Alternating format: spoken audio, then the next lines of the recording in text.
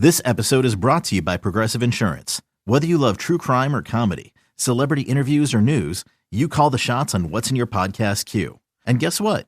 Now you can call them on your auto insurance too with the Name Your Price tool from Progressive. It works just the way it sounds. You tell Progressive how much you want to pay for car insurance, and they'll show you coverage options that fit your budget. Get your quote today at Progressive.com to join the over 28 million drivers who trust Progressive. Progressive Casualty Insurance Company and Affiliates. Price and coverage match limited by state law. eBay Motors is here for the ride. Remember when you first saw the potential? And then through some elbow grease, fresh installs, and a whole lot of love, you transformed 100,000 miles and a body full of rust into a drive that's all your own. Look to your left. Look to your right. It's official. No one's got a ride like this. There's nothing else that sounds like, feels like, or looks like the set of wheels in your garage. With over 122 million parts, you can make sure your number one ride or die stays running smoothly. So there's no limit to how far you can take it. Brake kits, turbochargers, engines, exhaust kits, roof racks, LED headlights, bumpers, whatever your baby needs, eBay Motors has it. And with eBay Guaranteed Fit, it's guaranteed to fit your ride the first time, every time, or your money back.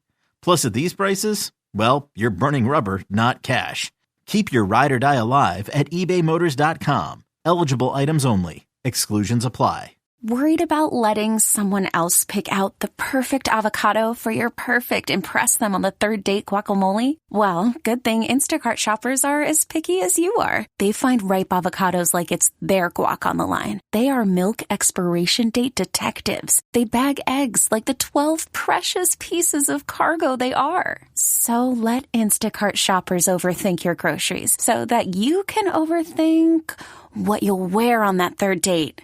Download the Instacart app to get free delivery on your first 3 orders while supplies last. Minimum $10 per order. Additional terms apply. It's time. It's time. Time to get in the zone. Time to get in the zone with the 49ers Web Zone. This is the No Huddle Podcast with Al and Brian.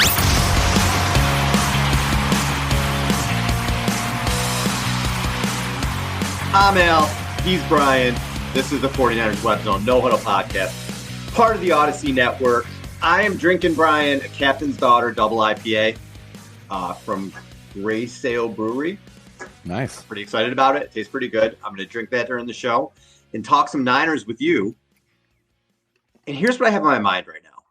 It's the off season, and during the off season, you know, the wheels get turning, and I find stuff to worry about. Like, you know how I have this sort of thing. But I'm just kind of looking at the Niners in general, and just when I look at this team, I try to take off the fan hat. I just try to look at things as I'm trying to cover it. What if this was the Titans? If this was whoever, it's another random team, the Commanders, how would I kind of look at this?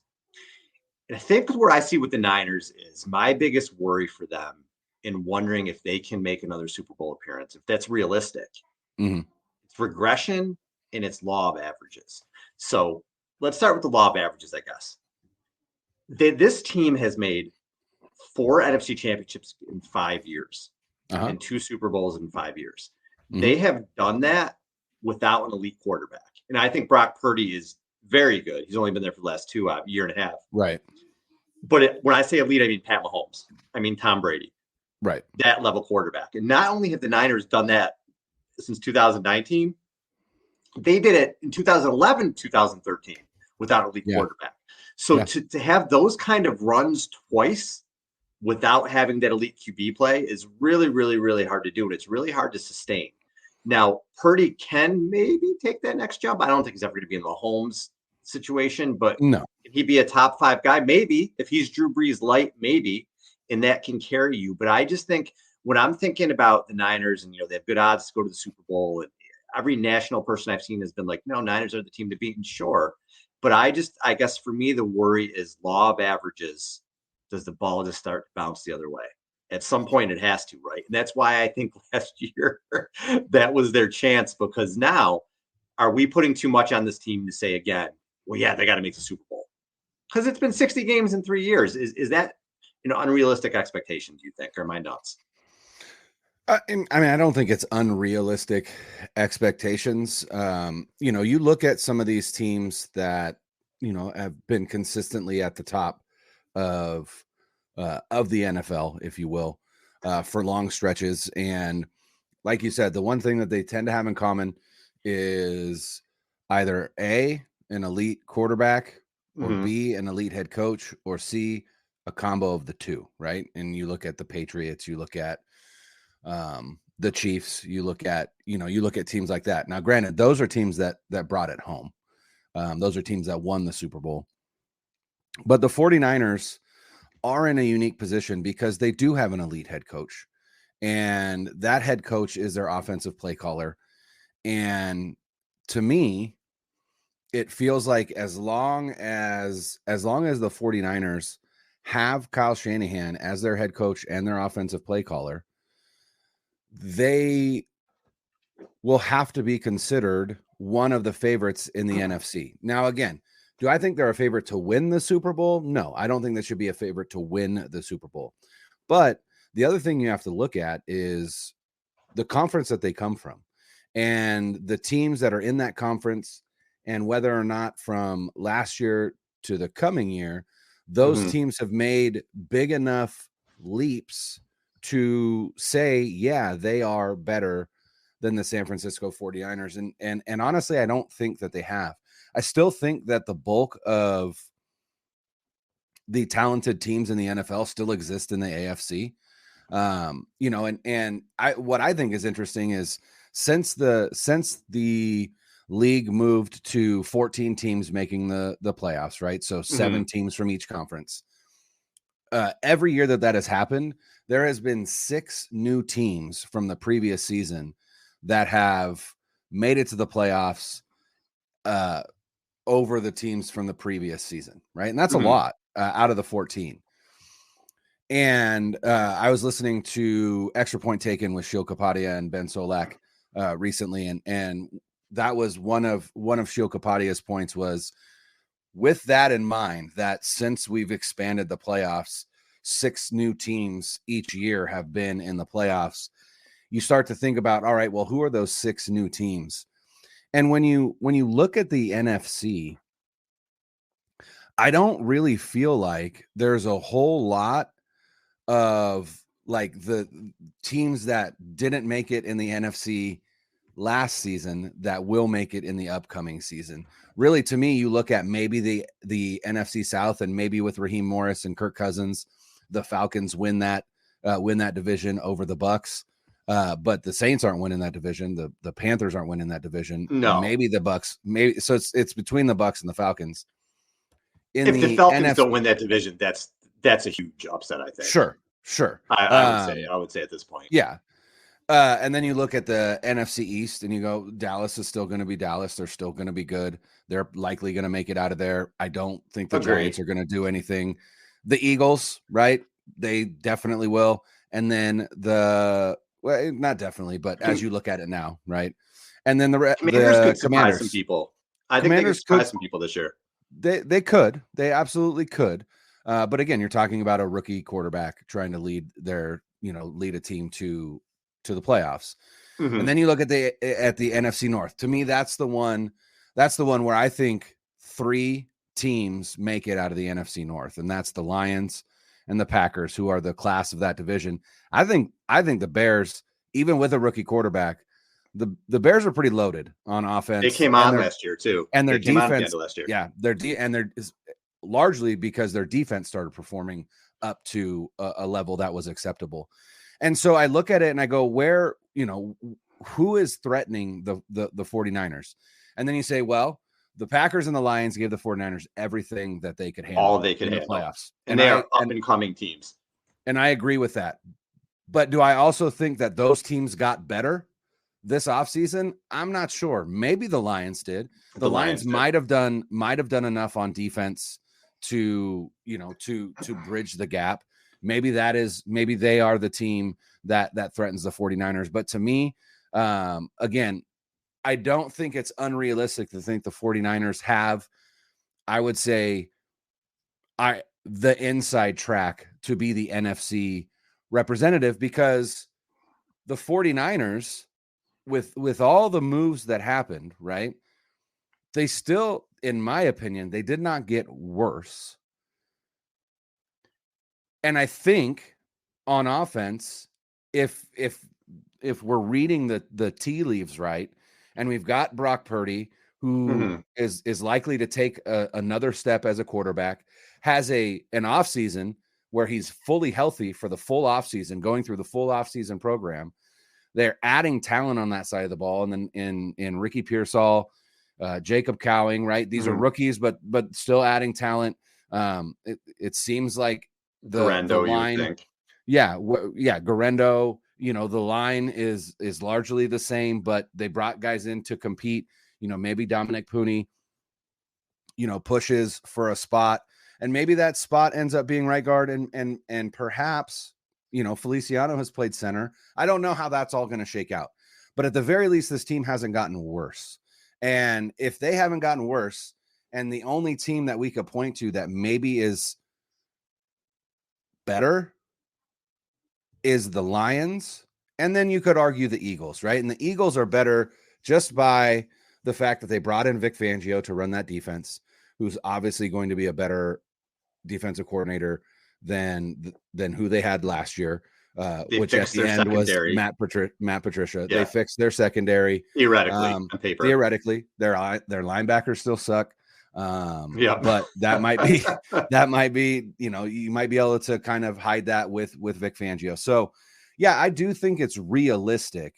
But the other thing you got to realize is the last team to make it back to a Super Bowl after losing was the Tom Brady led Patriots. So it's not a common thing. There is, for whatever reason, those Super Bowl losers, that following year tend to, I think it's just, I think we see it with our fan base. If I'm being perfectly honest, I have seen on Twitter the number of people, and again, that's a small section or whatever, but the number of people that talk about, like, after that last loss, like, I've been took a lot out of people. Yeah, it took a lot out of people.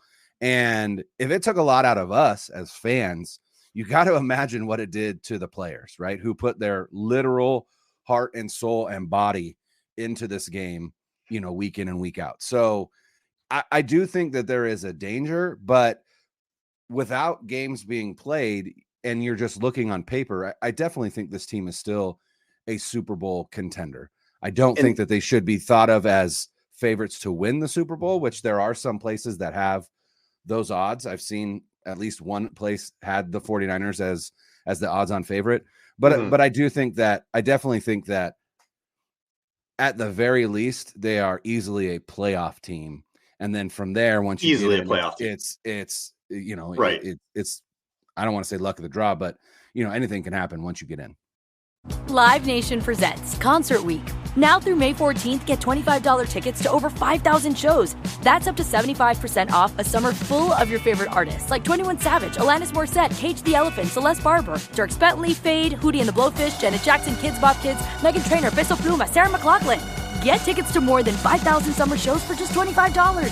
Until now through May 14th.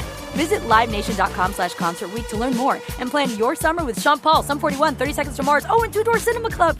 Hey, I'm Brett Podolsky, co-founder of The Farmer's Dog. We make fresh food for dogs. We started the company when we saw what a huge difference it made in my own dog, Jada, when she stopped eating ultra-processed kibble and started eating fresh, whole food. The Farmer's Dog food isn't fancy. It's just real food delivered to your door in pre-portioned packs. It's better for them and easier for you.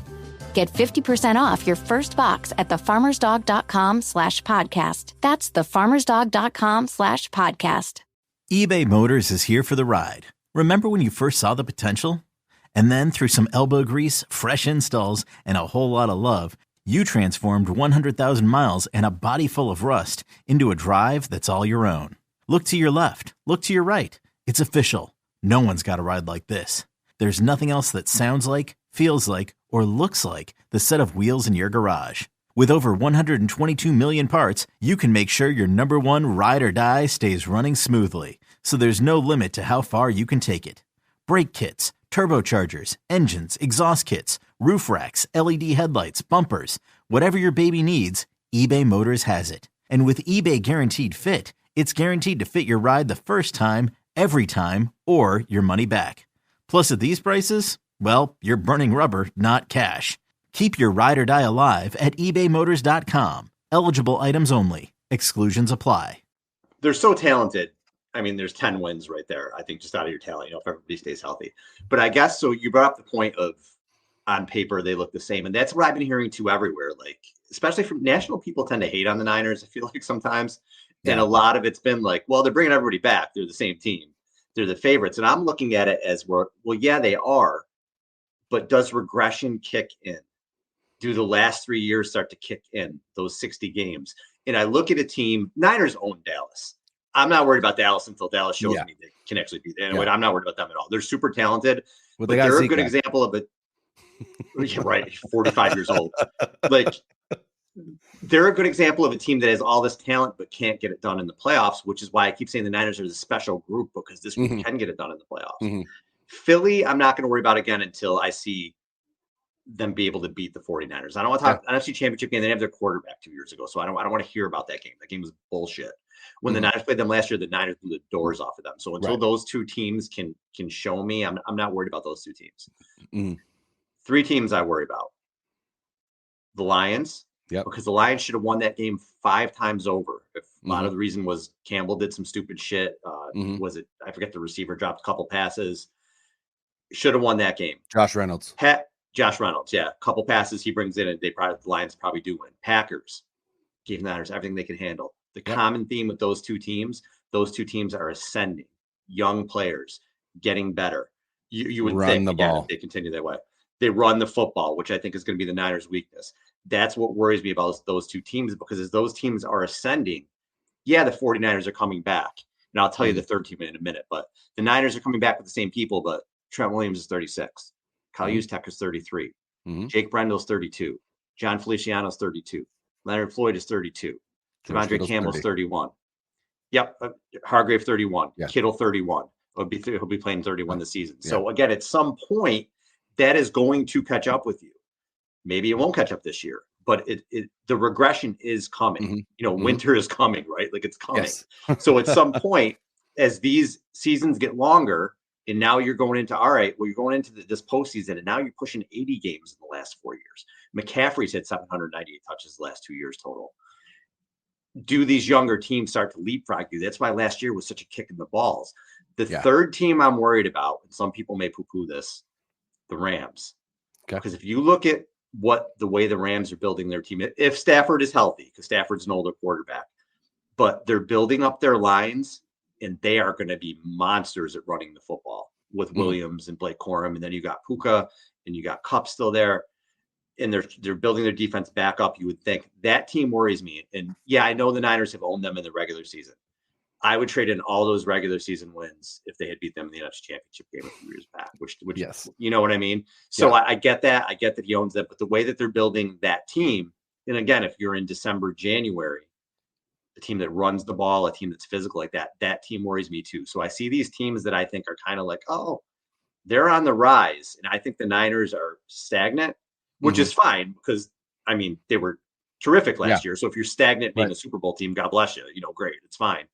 But stagnant with the idea of, if Purdy doesn't take that next step, or even if he's just got to kind of stay the same, right? I like to see him get a little, he's probably got to get a little bit better if you're talking elite QB that can carry a team. He's got to get a little bit better. I think Ayuk is ascending. And other than that, what are we doing, bro? Kittle's 31. Again, Kittle's awesome. He's 31. We just said the offensive line, 3 of them are 32 years or older, and one of them's Colt McKivitz. The other one's Colt McKivitz, right? Banks didn't have a great year last year. McCaffrey, all-world offensive player of the year, but he's got 798 touches the last 2 years. What does history tell us? History tells us he's going to fall off a cliff at 28, 29 years old.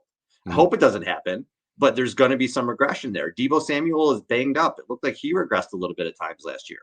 So right now, the only 2 players I look at the Niners offense that I'm like arrow pointing up are Ayuk and Purdy. Because I don't know what Ricky Pearsall is. We don't know about the rookies. So the guys on the team that we've seen arrow pointing up are those 2 guys. So that's on offense. Defensively, sorry, I'm ranting here a little bit, but I like it. The cornerbacks, I love what they did in that corner. You got Ward is a stud, Lenore is a stud, 28 and 26. Yadam's coming in. You had a really good year with the Saints last year, and you take the second rounder in Green, you assume they're really good there, right? Nick Bosa is Nick Bosa. Fred Warner is Fred Warner. Other than that, Here's where I'm worried. Safety position. Jair Brown, okay, he had an okay rookie season. Are we going to crown him a starter at this point? Mustafa's a rookie you don't know. Hufanga is coming off he wasn't fast anyway, and he's coming off an ACL injury. No idea what's happening at safety. The second linebacker position, you do not replace Dre Greenlaw. He's a top 10 linebacker in the NFL. Right. So we saw in the Super Bowl when he was out, there's going to be a gigantic drop-off. I don't give a shit who you put there if he's not ready. And then the defensive line, which everybody always says, oh, it's the Niners, we're fine. Bosa's great. Other than that, Leonard Floyd is a really good player, and he has really good statistics, but he's not a guy who dominates consistently during a game. It's like a game and a half will go by, and you're like, oh, look, Floyd got a sack. And then you don't see him for like 3 quarters. You're like, oh, hey, Floyd. He's not somebody that you constantly gets pressure, but he's better than what they had. Yeah. Gross Matos, nobody knew who. Okay, maybe some people liked him coming in the draft. Nobody paid any attention in the last 3 years. I mean, you don't know what you're going to get. Right. Jordan Elliott is a replacement level guy at defensive tackle. And despite, I'm sorry that people saw a stat that said he had a good run stop percentage or some shit. He was ranked like 120th at PFF for a defensive tackle. He was all over the place in the run game. Go read about him from the Browns. Like he's just a replacement level type dude. Malik Collins, I like the pickup, but he's not Eric Armstead. Javon Hargrave is a 31-year-old player who's a better pass rusher than he is a run defender, and I thought he was part of the regression. I worry about that too. So on the defensive side of the ball too, I see holes. I see a team that you could run on. I see a team that if Greenlaw is not there, you could probably throw on them over the middle. Like so what the Chiefs did when they went all over Oren Burks. No, he's not there anymore, but still, like they got to find another linebacker there. So I just see this team where, yeah, if you're coming back, everything looks good, but I just see that possibility of regression. And as they start to regress even a little and these other teams shoot up, that's where my worry is with that. So I don't know. I just see holes in this team that maybe other people don't right now. No, I definitely think that there are what I would call them are potential holes, right? Because a lot of this is, again, also just conjecture or projection about whether they'll be, whether they will regress or whether they will not. You know, how does that revamped defensive line, you know, how does that look versus the defensive lines that we're used to seeing since Shanahan and Lynch have been here? And I will agree that on paper, this defensive line is the least talented defensive line they have had since 2019, right? Not 2019, 2018, right? Because 2019, you awesome. you had Armstead and Buckner and D Ford, and Nick Bosa. The one thing I'll say about Leonard Floyd is I haven't seen Leonard Floyd play with a defensive end opposite him as talented as Nick Bosa in quite a while. I think Leonard Floyd has been kind of counted upon in his previous stops as the premier pass rusher. And the fact that he won't be counted on that here in San Francisco might be a benefit to him because everybody is always going to focus and slide their protection towards Nick Bosa. He's Nick Bosa, right? That just makes sense. So, you know, I think there's an opportunity for Leonard Floyd to even be more productive sacking the quarterback than he has been. I'm excited about that signing, but again, like you said, it is 1 year and they did not address the position in the draft. And so we really don't know what that looks like. Yetur Gross-Matos, I think is they view him in the mold of Charles Omenihu, right? Like inside outside versatility, a big end, right? And you know, on untapped potential. Yeah, exactly. Get him in with Chris Kasurik and see if you can, you know, profit. At linebacker, you're right. You cannot replace Dre Greenlaw. One thing that I think is interesting is the number of bodies that they brought in in the secondary, both as free agents and also in the draft. Right? They've brought in Yadam, they've brought in Rocky Sin, they've brought in Renardo Green. They drafted Malik Mustafa. Right? That's four new faces in the secondary to go along with Diamador Lenore, Travarius Ward, Talanoa Hufanga, Jair Brown. I mean, technically, you probably have to count George Odom, even though he's largely just going to be a special teams ace. My question is, if you know that you have just rare abilities in coverage with Fred Warner and Dre Greenlaw on the field, do we see more dime looks, right, where it's just Fred Warner at linebacker? And so in order to increase your ability to cover, maybe you're going to go dime and see more 3 safety sets and things like that to replace a Dre Greenlaw with a player who can cover better than any other linebacker could do so. Because again, Greenlaw has exceptional coverage skills for a linebacker. That was also Tatum Bethune-'s game at Florida State, though. So again, a player that I think, to keep an eye on. D Winters and Jalen Graham. I think Jalen Graham is probably not going to be on this roster. D Winters, maybe. Devondre Campbell, again, a flyer just on a veteran presence in that, in that linebacking group. But his best days are behind him. But at the same time, maybe he flourishes in San Francisco with, he was not a fan of Joe Barry, his defensive coordinator in Green Bay. The last 2 seasons felt like he was misused. Maybe we see something, who knows, right? Just a flyer. Yeah, just a flyer. But I think the age regression, I think is scariest to think about on the offensive side, right? You named, when you look at the starting 11 for this team, right? And if you include Kyle Juszczyk in that starting 11, like you said, Williams is 36, Banks is, in his mid to late 20s, Brendel's in his 30s, 32. Feliciano's in his 30s. Colton McKivitz is in his late 20s. Ayuk is 26, right? But then Debo is 28, right? Like the age, I think, shows itself more on the offensive side than it does the defensive side. Where it shows on the defensive side is on the defensive line. With just Leonard Floyd really kind of brings that average up. But it's like we said, it's all projection. And I agree with you. Like there is definitely cause for concern. They are probably, when you look at teams that you could say are Super Bowl contenders, I would be interested to see if you look at the starting 22, or at least the projected starting 22 of the top Super Bowl contenders, the 49ers are probably going to be one of, if not the oldest teams in their starting 22. And that is the third oldest team in the NFL last year. And I don't think I'm not sure they're younger this year.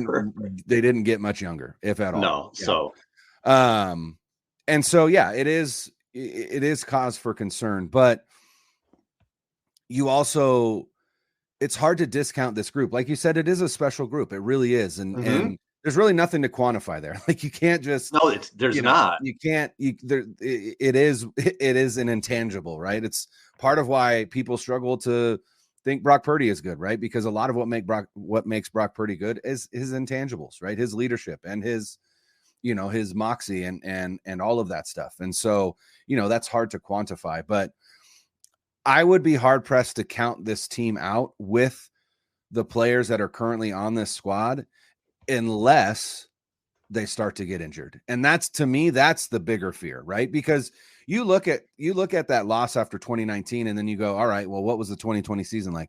It was a goddamn nightmare when it came to injuries and, injuries to key players, injuries to Nick Bosa, injuries to Jimmy Garoppolo, injuries, right? So that is really what derailed that season, outside of obviously COVID. And then they had to, change their home for, like, it was just a nightmare season. But then the following season, they come back and they make it to the NFC Championship game. And the following season, same thing. And then the following season, they make it to the Super Bowl. So as much as all of these games add up to these players, they've shown time and time again that they're willing to or they're capable of meeting the call.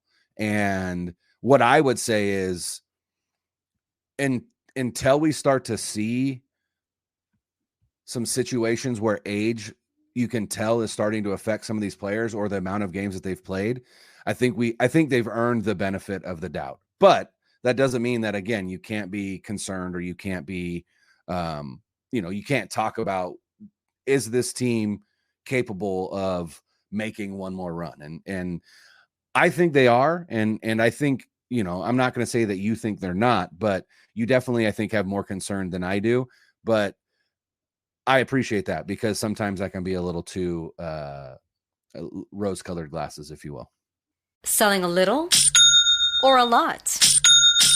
Shopify helps you do your thing, however you cha-ching. Shopify is the global commerce platform that helps you sell at every stage of your business. From the launch your online shop stage, to the first real-life store stage, all the way to the did we just hit 1 million orders stage. Shopify is here to help you grow. Whether you're selling scented soap or offering outdoor outfits, Shopify helps you sell everywhere. From their all-in-one e-commerce platform to their in-person POS system, wherever and whatever you're selling, Shopify's got you covered. Shopify helps you turn browsers into buyers with the internet's best converting checkout. 15% better on average compared to other leading commerce platforms. And sell more with less effort thanks to Shopify Magic, your AI-powered all-star. Shopify powers 10% of all e-commerce in the US. And Shopify is the global force behind Allbirds, Rothy's, and Brooklinen, and millions of other entrepreneurs of every size across 175 countries. Plus, Shopify's award-winning 24/7 help is there to support your success every step of the way. Because businesses that grow, grow with Shopify. Sign up for a $1 per month trial period at shopify.com/Odyssey Podcast, all lowercase. Go to shopify.com/Odyssey Podcast now to grow your business, no matter what stage you're in. Shopify.com/Odyssey Podcast.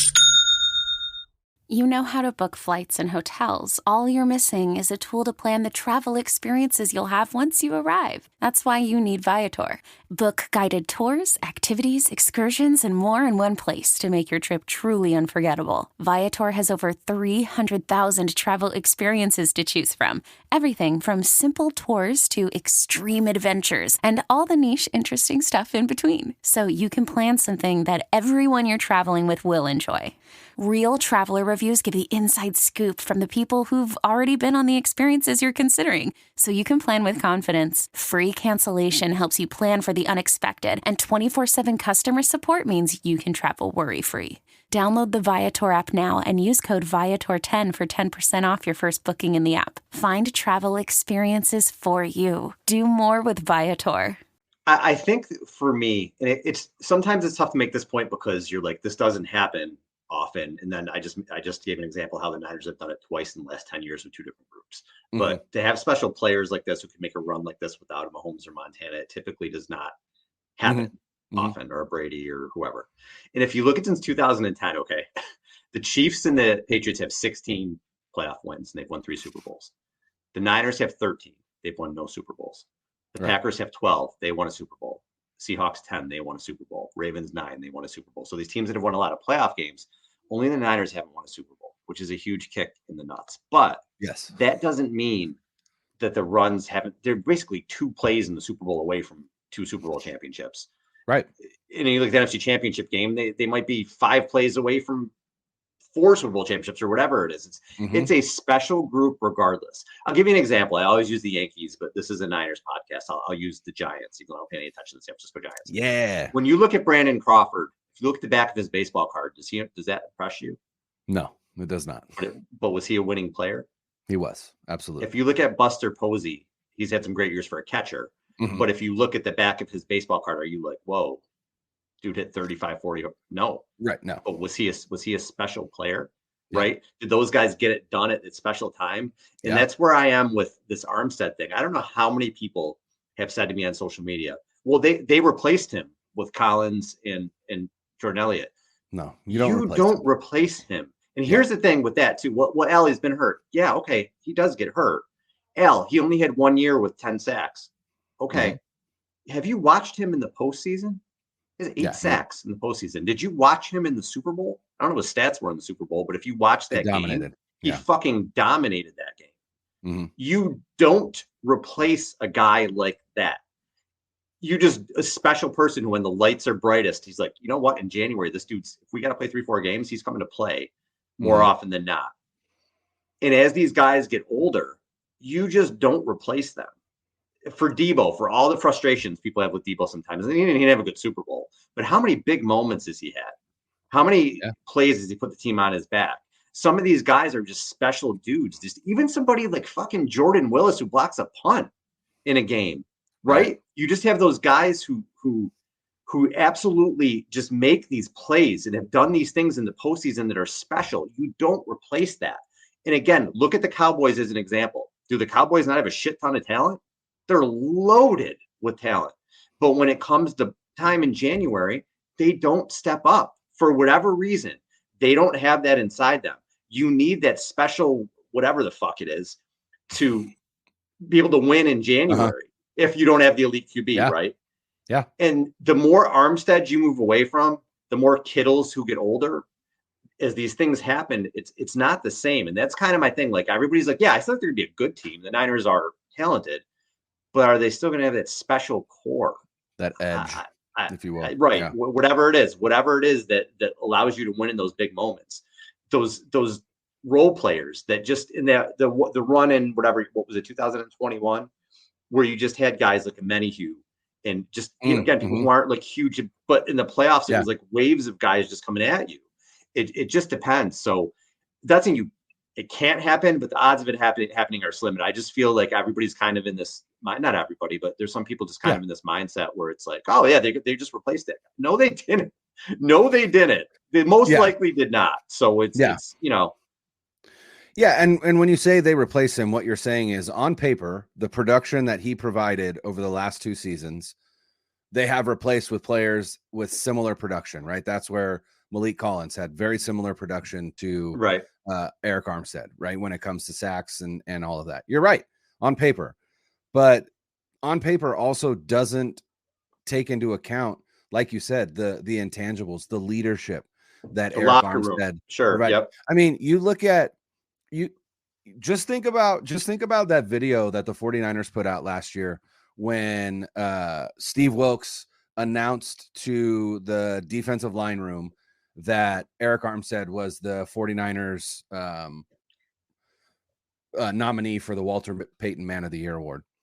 And I remember in that video, they showed a video right to the room for Eric Armstead.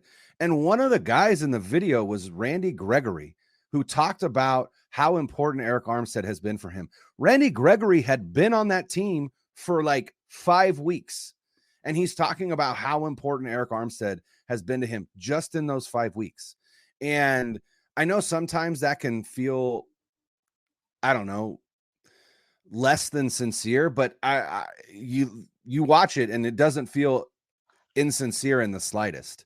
And so, that's the kind of thing where it's like, sure, on paper, just production wise, you might be able to replace Eric Armstead. But when it comes to the overall impact he has on your team, you cannot replace that. You can't. Somebody else is going to have to step up and take that role. And I'll be perfectly honest. Who's it going to be? Fred Warner's already in a role. Fred Warner can't do more, right? Nick Bosa is a leader, but he's a quiet leader. I don't think we can expect that of someone like Nick Bosa, right? I just don't know how you replace that on the defensive side of the ball. And so that is a concern in and of itself. But roster talent-wise, yeah, this team is definitely still capable of making a Super Bowl run. The question is all the intangibles, everything that comes along with making Super Bowl runs, injury luck in general, right? All of that stuff. The way the ball bounces, yeah. The way the ball bounces, all of that stuff. It's all unknown until game 1, right? And so, like I said, I have confidence in this team largely because I have confidence in Kyle Shanahan for all his warts, for all that, all of the things that can be a detriment to the team. Again, I think as long as he is the head coach and as long as he's the offensive play caller, this team definitely has a shot at making it to a Super Bowl. But I don't know. I don't know if getting rid of Steve Wilkes and bringing in Sorensen as the play caller, but largely bringing in Brandon Staley as kind of a defensive philosophy shift a little bit. I don't know if that kind of stuff is going to be enough. But it'll be interesting to see. That's for sure. One other thing that I hang my hat on is Brock Purdy, in the sense that we watched him in 2 playoff games, one where he didn't play well for I don't know, 57 minutes or whatever it was, 3.5 quarters. And then it was like last drive. Okay. I don't even know what happened. It doesn't matter what happened last 3.5 quarters. I'm going to drive us down the field. And if I could use my legs to do it, that's how I'll win. Yep. And then in the NFC Championship game, just an absolute nightmare first half. Nightmare. What could have gone went wrong. And it was like, came out in the second half, like, all right, new game, let's go. You know what I mean? And again, same thing, just if I got to use my legs, however I have to win. So that at the quarterback position, that is reassuring to me for sure, because he just showed such moxie. And again, this is a second-year dude, right? And again, we've seen these Kirk Cousins, for whatever reason, doesn't get done in the playoff. Dak Prescott, for whatever reason, these good quarterbacks, for whatever reason, can't win playoff games. And there's one behind center here who's won 4 of them at a very young age, and doing things, whether it's been his best or not, to find ways to win those games. So that's reassuring. As we talk about special players who just find a way, if you have one behind center, there's no other better place to have it. So, you're not Brady, he's not Mahomes, but that doesn't mean he can't be clutch when he needs to be. We saw Eli Manning, right? Yeah. When he needed to be, you make plays. That's all you have to do so that's reassuring to me. But, listen, again, it's not a negative thing. It's just a kind of reality. It's just, it might not happen. They could come out and look the same. We could have another year. These guys can, defy age and defy odds a little bit and say, hey, we got another year, we got another run in us. We got a year left in us. That can absolutely happen. But at some point, we're going to move on from the special group. At some point, it's happening.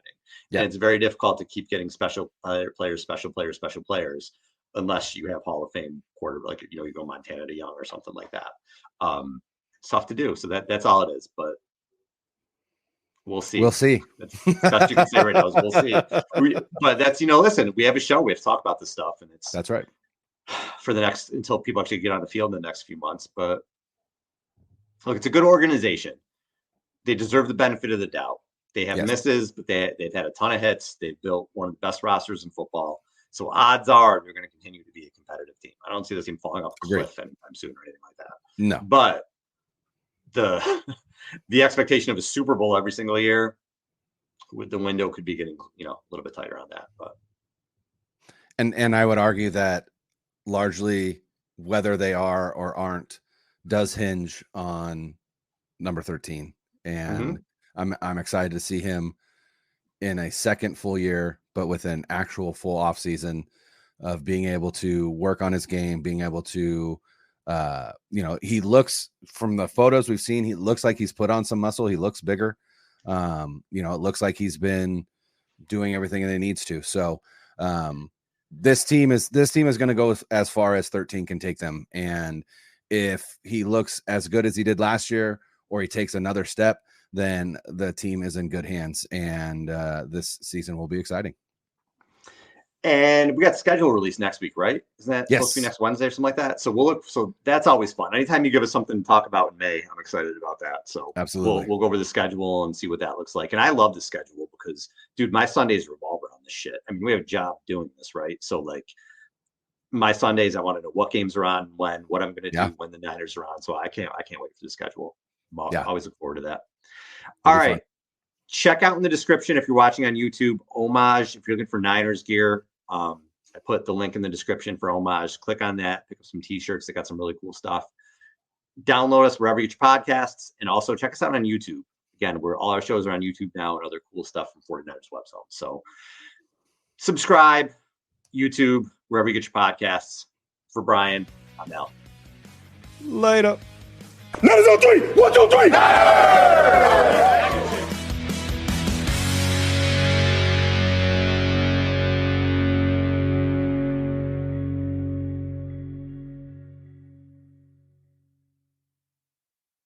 2400 Sports is an Odyssey company.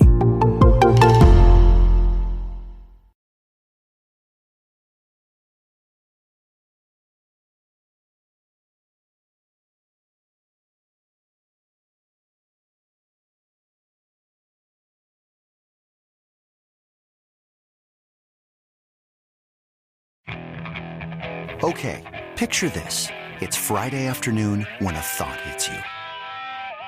I can waste another weekend doing the same old whatever, or I can conquer it. I can hop into my all-new Hyundai Santa Fe and hit the road. Any road. The steeper, the better.